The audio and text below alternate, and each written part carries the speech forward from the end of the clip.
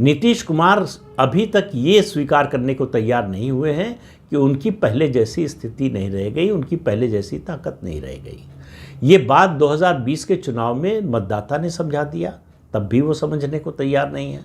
उनको तीसरे नंबर की पार्टी बना दिया। बीजेपी के साथ थे, पहले नंबर की पार्टी बने। आरजेडी के साथ गए 2015 में, दूसरे नंबर की पार्टी बने, और फिर जब लौट कर आए तो तीसरे नंबर की पार्टी बने। लेकिन नीतीश कुमार को लगता है कि उनका पहले नंबर का रुतबा अब भी बरकरार है और भारतीय जनता पार्टी को उनकी हर बात माननी ही चाहिए। भाजपा अगर ये शर्त उनकी मानती है, सीटों का बंटवारा इस तरह से होता है, तो वो एक तरह से अपने पैर पर कुल्हाड़ी मारने का काम करेगी।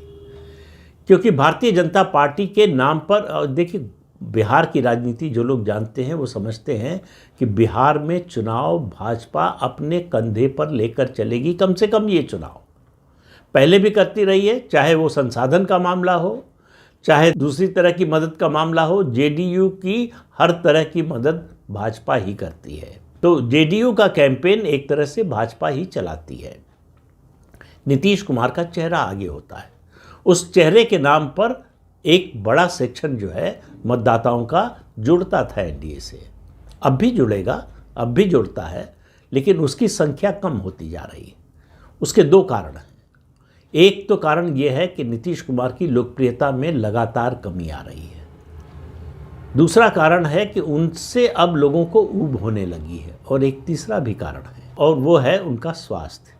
पिछले काफ़ी समय से उनका स्वास्थ्य ठीक नहीं चल रहा है, तो बीजेपी के सामने ये दूसरी चुनौती है।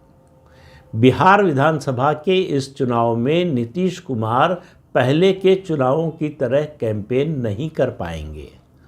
इस बात को जेडीयू के लोग भी समझते हैं और इस बात को बीजेपी तो जानती ही है। लेकिन उनको उनका चेहरा आगे करके लड़ने में भाजपा को फायदा है। इसलिए भाजपा जो है, आप देखेंगे कि पहले से भी बोल रही है और चुनाव के समय भी बोलेगी कि चुनाव के बाद मुख्यमंत्री बिहार के नीतीश कुमार ही होंगे। क्योंकि ये कहना बीजेपी जो है इस बात का जोखिम नहीं ले सकती चुनाव से पहले कि वो कहे कि चुनाव के बाद कोई और मुख्यमंत्री बनेगा। तो इसलिए स्ट्रेटजी के नाते, रणनीति के नाते भाजपा का रुख यही होगा कि चुनाव के बाद नीतीश कुमार मुख्यमंत्री होंगे और नीतीश कुमार के चेहरे पर, उनके नाम पर हम चुनाव मैदान में उतरेंगे।